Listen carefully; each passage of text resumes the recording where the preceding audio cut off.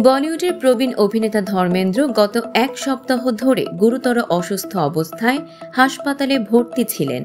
শারীরিক অবস্থা নিয়ে উদ্বেগে ছিলেন পরিবারের সদস্যরা। এর মধ্যেই সামাজিক মাধ্যমে ছড়িয়ে পড়ে ধর্মেন্দ্রর অচেতন অবস্থার একটি ভিডিও। পরে জানা যায় হাসপাতালের এক কর্মী গোপনে ভিডিওটি ধারণ করে অনলাইনে ছড়িয়ে দেন। ঘটনা প্রকাশ্যে আসতেই মুম্বাই পুলিশ দ্রুত তাকে গ্রেপ্তার করে। ভিডিওতে দেখা যায় হাসপাতালের বেডে শুয়ে আছেন ধর্মেন্দ্র। তার পাশে দাঁড়িয়ে ছেলে ববি দেওল, সানি দেওল এবং সানির দুই ছেলে করণ ও রাজবীর। ছিলেন ধর্মেন্দ্রর প্রথম পক্ষের স্ত্রী প্রকাশ কৌর।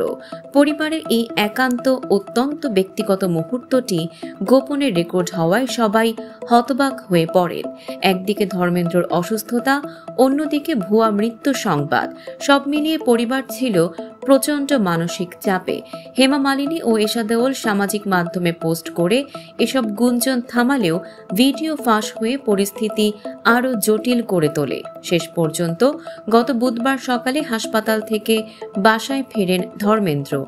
তাকে এক নজর দেখার জন্য হাসপাতাল ও বাড়ির সামনে ভিড় করেন সাধারণ মানুষ এবং গণমাধ্যম কর্মীরা।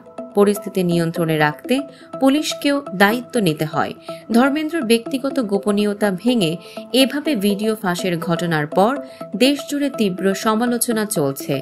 হাসপাতালে সেই কর্মীর বিরুদ্ধে কঠোর শাস্তির দাবি করছেন অনেকেই।